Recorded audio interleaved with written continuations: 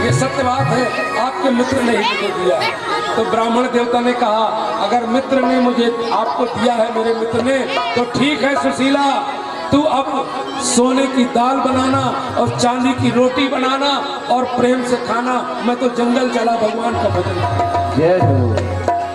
तुम्हें धन चाहिए था, तुमको धन मिल गया, और मुझे तो भजन चाहिए, तो भजन तो जंगल में मिलेगा। मैं तेरे पास निकला। ब्राह्मण जब चल पड़े तो हमारे भगवान कूद के निकल आए घर के बाहर। अरे मित्र कहाँ जा रहे हो? मैंने ही सब कुछ दिया है। तो ब्राह्मण ने कहा तो मित्र तुमने बड़ा गलत किया। जब मेरे पास धन नहीं था तो 2-4 माला जप लेता था, अब तुमने ये धन दे दी तो ये माला भूल जाएगी, ये आपने अच्छा नहीं किया। भगवान ने कहा मित्र मैंने दिया है, इसका सिर की डोर को भगवान के हाथ में दे दिया तो आपकी नैया पार हो। और बेटा घमंड विनाश की जड़ है। ये बेटों को समझा रहे हैं भगवान। तो उनके बेटे खड़े हैं और एक दूसरे बेटे को धक्का मार के कहते हैं देखो अब हमारे पिताजी बुढ़ा गए, सठिया गए हैं, जब देखो तब उपदेश ही करते रहते हैं, ऐसा करो ऐसा करो। और ब्राह्मणों को शाम को श्राप दिलवाया था, सजा के ले गए थे इसको, पेट में कपड़ा ठोक कर और कहा हमारे परिवार की नई बहू आई है, गर्भवती है महाराज, बता दो इसको लड़का होगा कि लड़की होगी।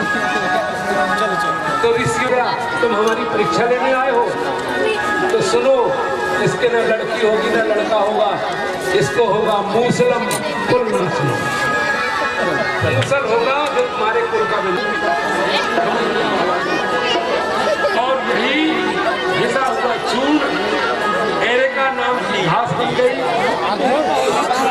जो घास दुधारी हो, 2 धार की तलवार। हमको ही मारने दौड़े हैं तो समझ गए कि अब रहना ठीक नहीं है। तो बलराम जी ने शेष का स्वरूप बनाया और जल में चले गए। भगवान ने सोचा बड़े भैया चले गए तो हम कौन हैं? ये बहेलिया कौन है मालूम? रामावतार का बाली का पुत्र अंगद था। भगवान ने जब छिप करके बाली को बाण मारा, बाली मरने लगा तो कहा भगवान अब तो मैं मर रहा हूँ, मेरा एक ये बेटा है, अब इसकी रक्षा आप करना। जिसने मेरे पिता को मारा है मैं उसको मारना चाहता हूँ। जिसने मेरे पिता को मारा है, माने आपने मेरे पिता को मारा, मैं आपको मारना चाहता हूँ। तुम चिंता मत करो, तुम तो मेरे धाम को जाओगे, तुम ऐसे नहीं मरोगे।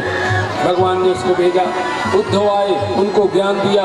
अर्जुन आए, कहा अब मैं जा रहा हूँ, द्वारका पानी में डूब जाएगी, तुम मेरी पत्नियों को लेकर के हस्तिनापुर जाओ। वही अर्जुन वही बाण, कहाँ गया वो धनुष, कहाँ गए वो धनुर्धारी? भगवान ने बताया, शिक्षा दी कि बेटा जब तक मैं हूँ तब तक तुम्हारी ताकत है, शक्ति है, मेरे कारण तुम धनुर्धारी हो। श्वास में राम भज, श्वास प्रथा जन खोए, और ना जाने इस श्वास का अब आवन होए न होए। ये तत्पर है।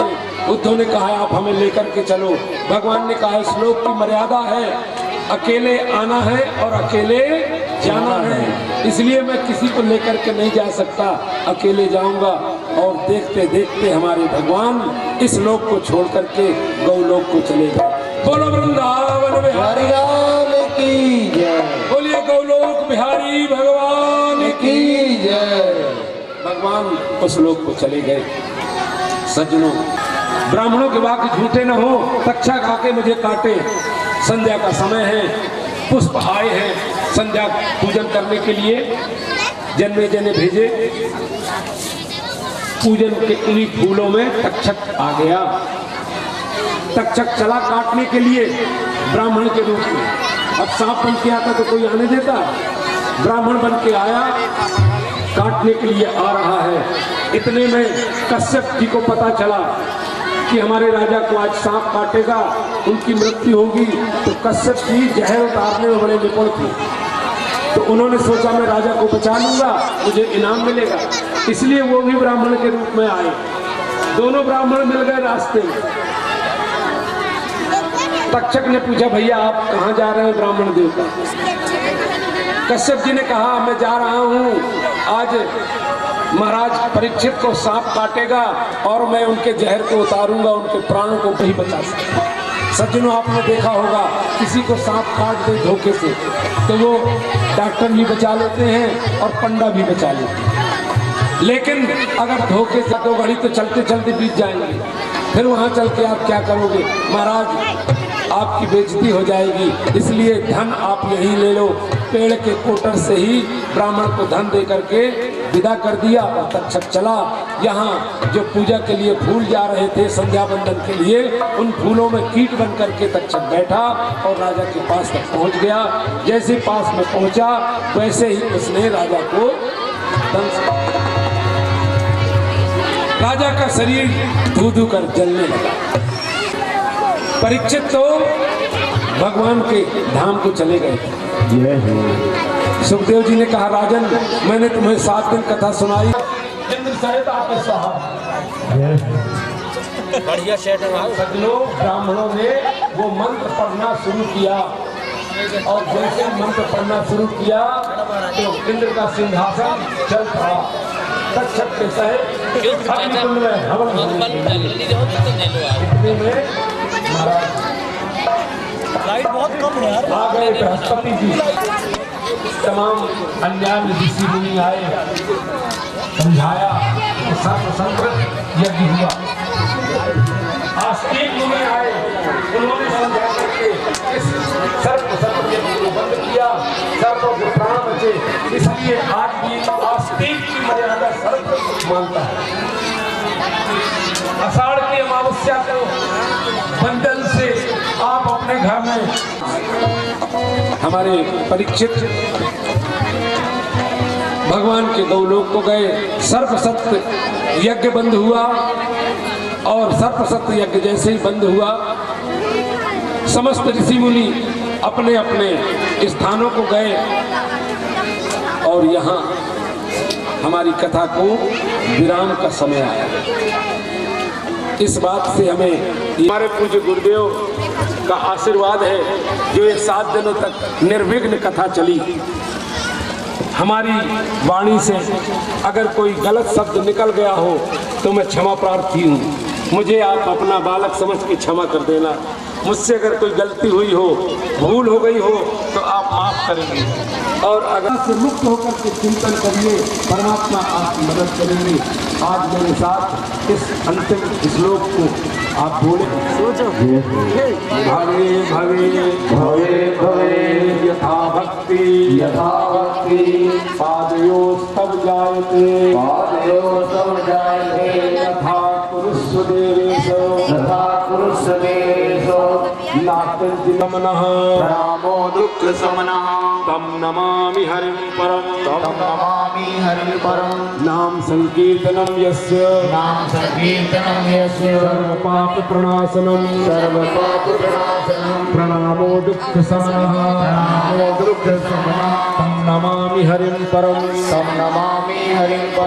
नाम संकीर्तनं यस्य श्री हरे नमः श्री हरे नमः। सज्जनों अगर किसी के भाग्य का ताला खुलने से बच गया हो तो आज भी अपने भाग्य के ताला को अपनी ताली से खोल लीजिए। जय हो।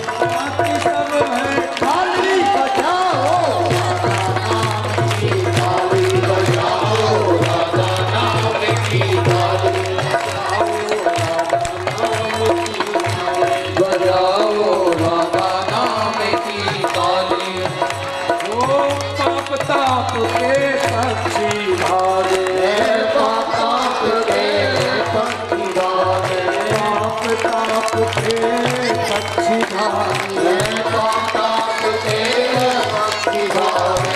बैठे जो गल डाली बजाओ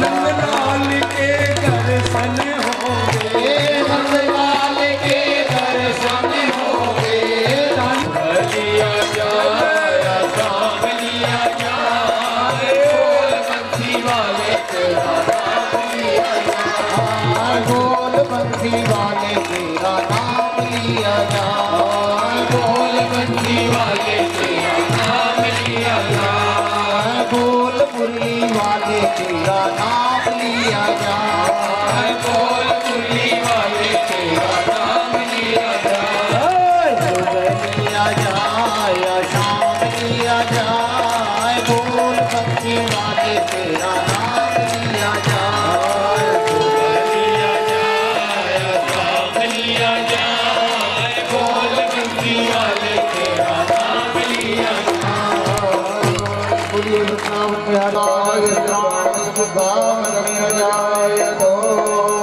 हरि ओम लग्गं हरे प्रजननं देतो दशवीरं सर्वं स्वस्ति आत्मसंकलयासनि पशुसन् लोकसंज्ञं लोकनि अग्निः पूजां बहुलां ते करोत्पन्नं पयोरेवो अस्मासुदत्तो भागवत भगवान की है आरती, पापियों को पाप से है तारती, श्री भागवत भगवान की है आरती, पापियों को पाप से है तारती, श्री भागवत भगवान की है